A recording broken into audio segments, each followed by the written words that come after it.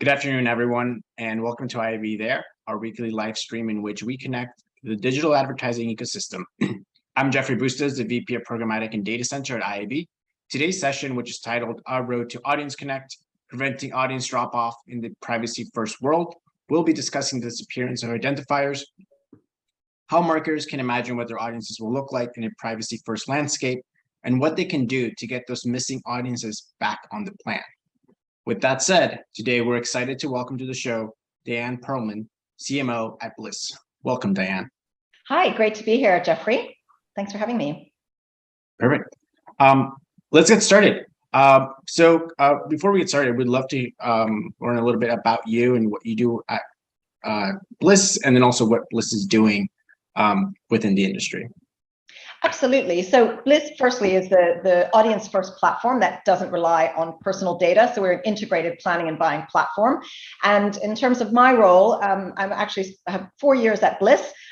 This month, actually today, I think is my anniversary, but I'm the Chief Marketing Officer here at Bliss, and I manage a global team of marketers, and our job is to basically put Bliss on the map in all the markets that we work in. And my background, I come from agency world. I've been on the brand side. I've also been in startups and scale-ups. I've spent the past approximately 5-6 years in ad tech. So that's me in a nutshell.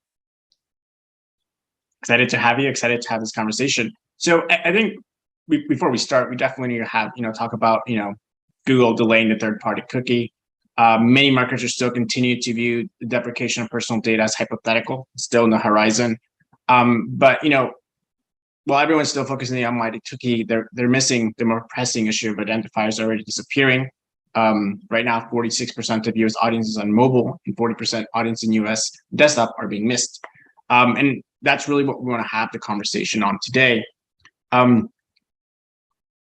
wanted to kind of, before we get into really the technical aspect, wanted to have a conversation on the macro changes with the technology, consumer perception, legislation space. What are your thoughts on the impact of these changes, and how should companies be developing strategies against them? Well, this is a massive question. So it's like questions within a question.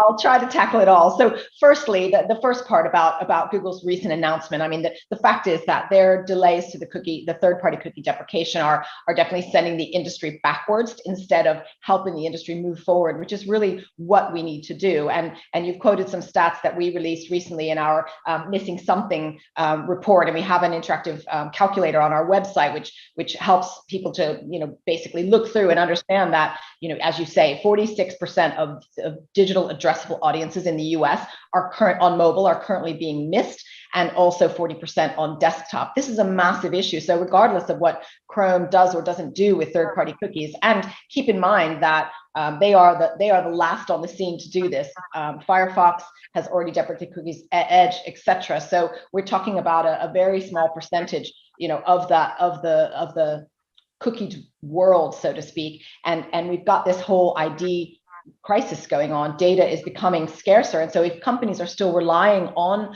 personal identifiers, on IDFAs, they're already missing half their audiences. This is a today problem, not a tomorrow one. And I think if anybody takes anything away from this session, I think that's the really key and important thing. So I think it's about moving beyond that almighty cookie, because that seems to be the thing that everybody cares about.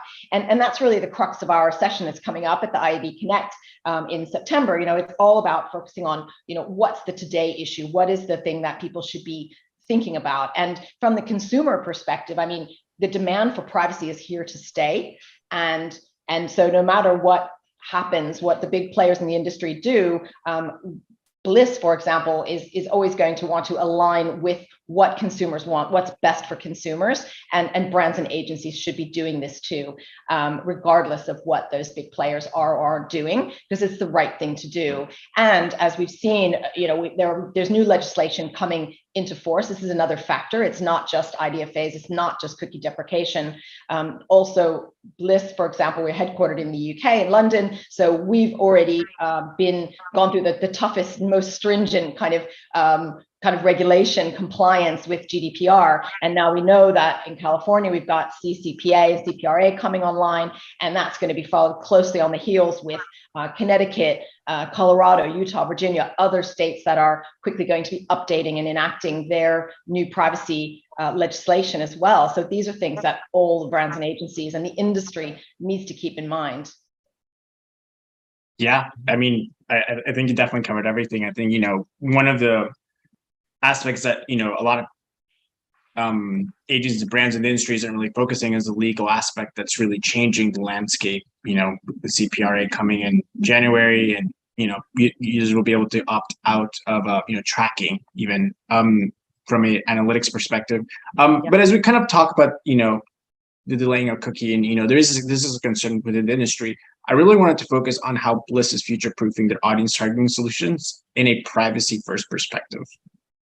Great. Well, I love this, one of my favorite topics. So thanks for asking that. I mean, we are, as I mentioned, we're the audience first platform that doesn't rely on personal data. So how do we do this? Obviously, that's a big claim. The first thing is that we identify audiences. We start by identifying that seed audience, and we do that by collecting device IDs of customers that are seen in store. Say, let's take an IKEA store, for example. So we can understand people's movement patterns, because that's what Bliss's history and business has traditionally been built on. So we understand, for example, people's movement patterns, and we can understand whether people are, at home or out and about at a particular store or a particular location. And this is not we're not looking at you, Jeffrey, as an individual. We're looking at people in aggregate, because brands don't want to target a specific individual. They want to target thousands and millions of people like you, for example. So we are looking at identifying first that seed audience, and that's our own consented location data, or we can also ingest first-party data to create that seed that comes from our clients, whether that's loyalty card data or what have you. And then the next step is that we map that information. So we map that back to residential zip code areas using our proprietary technology. And it's important to say that this is not just kind of bog standard zip code targeting. That's not at all what we're doing here. It's a very complex technology that allows us to map back to household areas, combined with publishers, and then the time that people are, time of day that people are looking at that information. So we can really see what makes these customers unique, not just broad brush in a zip code area, which, as we know, are quite large areas. And this is where, once we do that, that's where the link to personal data is broken, because we are grouping by household area at that point. And then, importantly, we enrich the data. And this is where our Audience Explorer tool comes in. This is our planning platform. And this is where we enrich with a variety of sources, aggregated anonymous data sources like spending habits with MasterCard data, socioeconomics through Experian data. We just announced last week a partnership with Experian.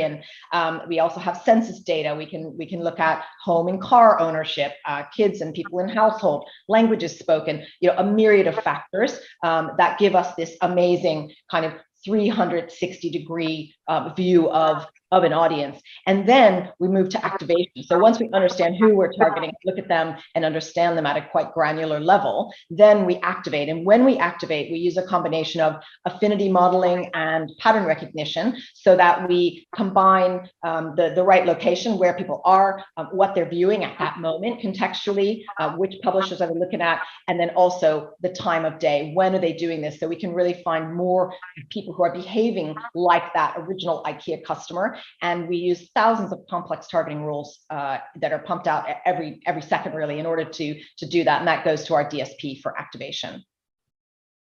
That's amazing. I think it's great that you guys are able to first prioritize consumer privacy, because I think it's great, but also focusing on scalability. And I think this really goes into the topic of first-party data. Everyone's building out their first-party data capabilities. However, there are limitations on your first-party data, because right now there's no technology in which you can actually create lookalike modeling against that data. And then how do you scale first party data from an identifier perspective? So I wanted to kind of discuss like how is Bliss helping brands enrich their first party data? I know you touched a little bit, specifically on behavior and contextual signals. Yeah, absolutely. And this is a great point, because that is one of the main drawbacks to first party data, is that scale piece. And so we, with our technology and with our Audience Explorer platform and the way we're layering these additional data points on top of either location seed audience or a first party data audience, that allows us to really enrich the picture of those audiences and find people that behave like them. And this is much, much smarter than a kind of a standard lookalike modeling. That's not what we're doing here. This is really very rich affinity modeling that allows us to find people who uniquely behave like the people in that seed audience, and therefore to scale, because that's the only way that brands are going to, with their first party data, be able to reach new audiences, competitive conquest, and broaden their kind of audience acquisition strategies. And that's amazing. I think that the concept of affinity audiences is definitely something that's going to be growing.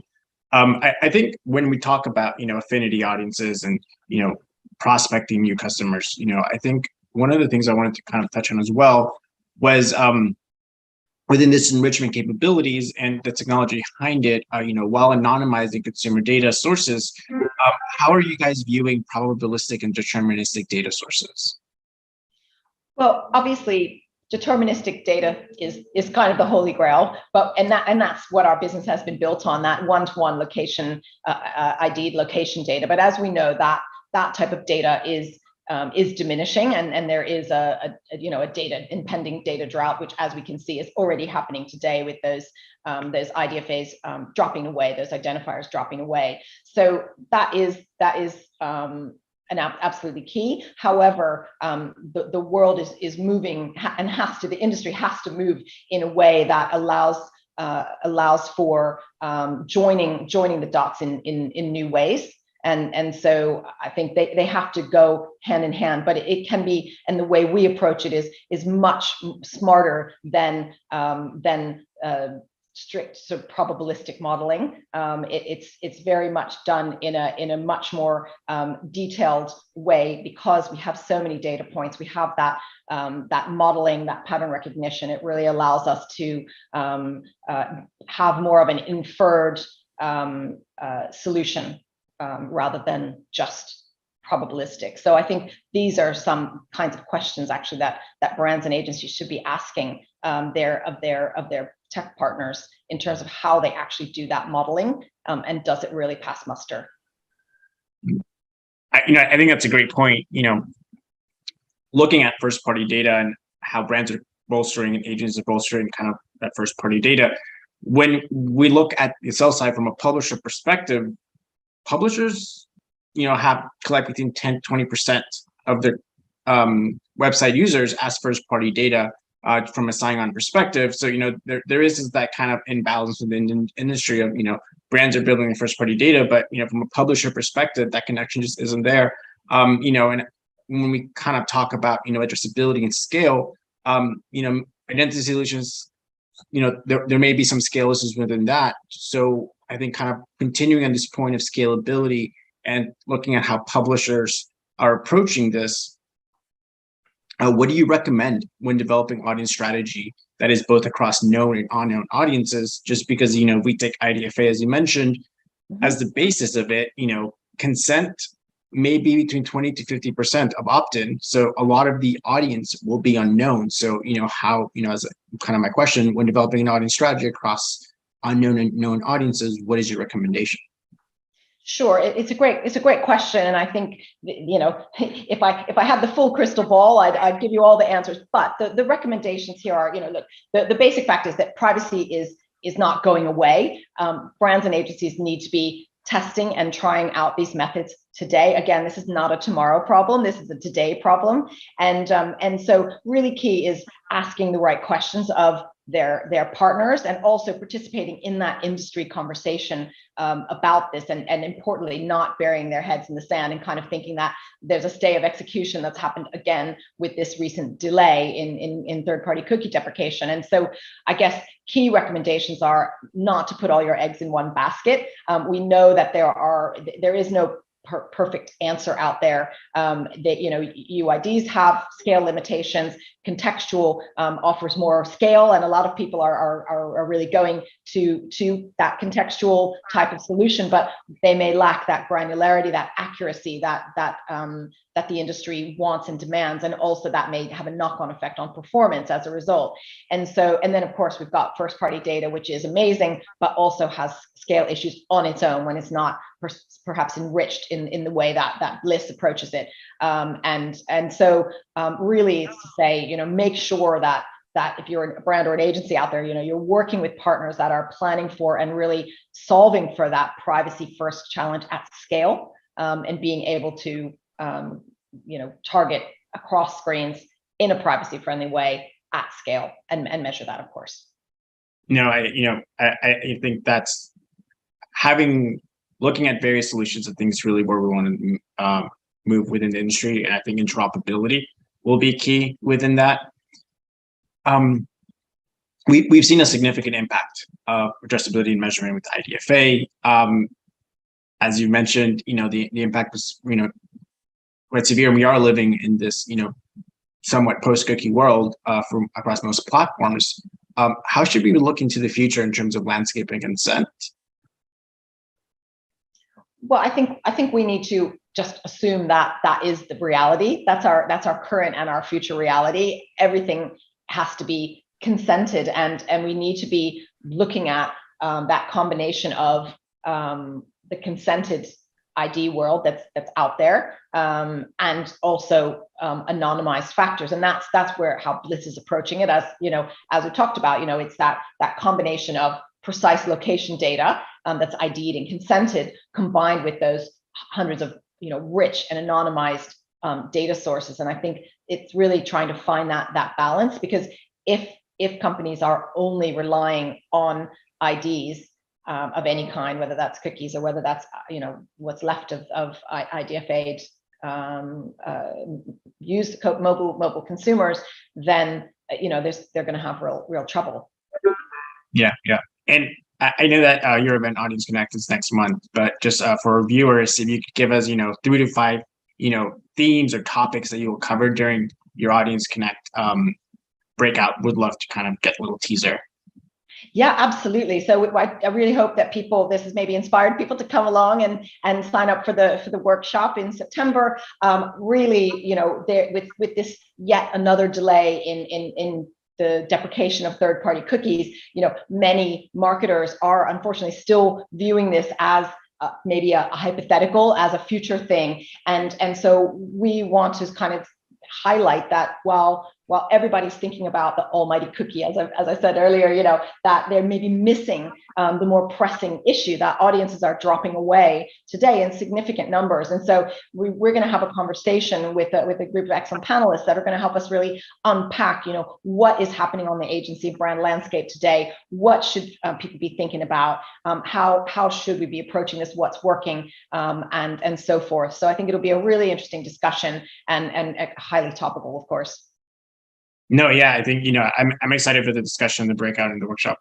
I think, you know, you do touch on a point with, you know, yes, cookies have been delayed, and I think it does give the industry more time to, you know, figure out solutions. But, you know, within legislation, and there's many legislations right now that have either passed or, you know, in committees to pass. And I think the biggest ones are obviously, you know, CPRA in Colorado, New York. And, you know, one of the things that these 3 legislations have, and some of them, is the idea of consumers being able to opt out, not just of targetability, but also being tracked from a measurement perspective. So that would be the inability of being able to track analytics from, you know, analytics, measurement, performance, sales.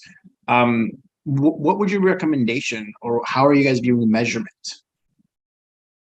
Yeah, I mean, this is the big one for the industry to crack, and we're working on our own measurement solutions, and we're working with partners as we always have to look at brand uplift and sales uplift and ROAS and those kinds of things. But really being able to measure in a meaningful way is the topic, I think, that is on everybody's lips, because that chain of being able to follow people through the web every single place that they go is going to be broken, and that is the next challenge, I think, that everybody's trying to solve for, and we've got some work ongoing on that topic. I think you touched on a good point there on the ability to track people across every little thing it's going to be going away, with the cookie going away and with legislation. And I think one of the things that as we're talking about Bliss and your technology, I think it really brings a point of one-to-one targeting.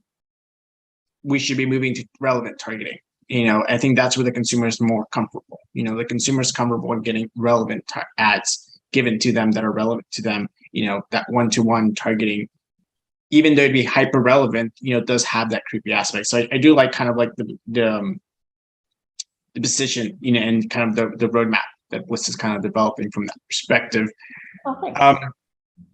And yeah, I mean, really excited for your upcoming presentation. I think one of the things would be also great to kind of, I guess, working with different clients, is there any specific case study or learning that you would like to share?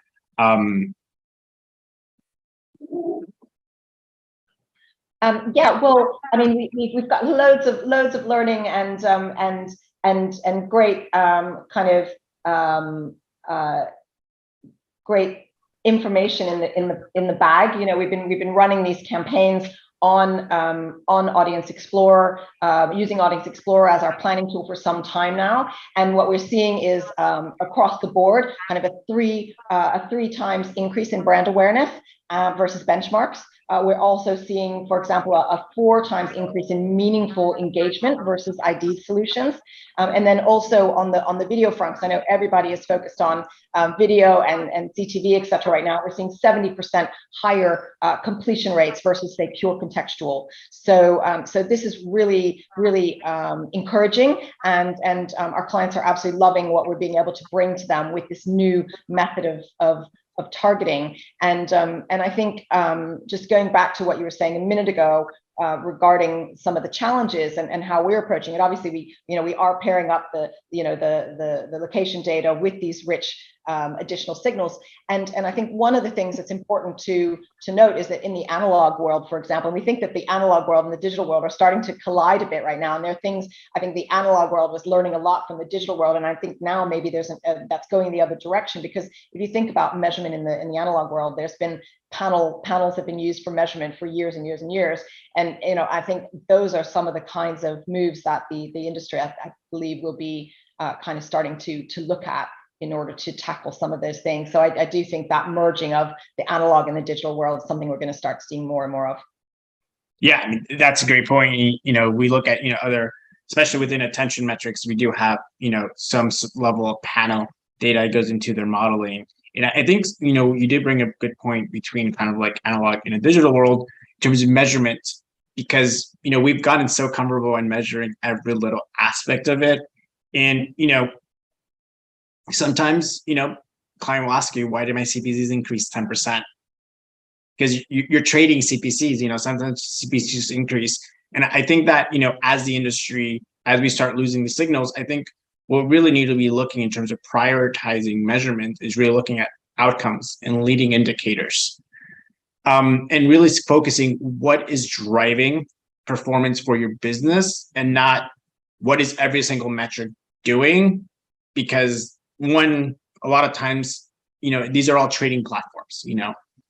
Stock market fluctuates a little bit every day beyond major things, that are not, impacting performance. I think we should kind of be viewing that. So I think from that lens, I think kind of continuing on your point, how are your clients kind of viewing that, and how are you kind of working with your clients and agencies and brands to kind of like move to that perspective of measurement? I think, like with anything, this is all about education. client education, and in a way, the industry's we're all going through this together. So I think this is a work in progress in terms of looking for, identifying these ways of moving forward on measurement. And yeah, I think in a way, the whole industry needs to, it needs to start going through withdrawals and getting off the drug, so to speak, because that has become the drug of the industry in a way. So.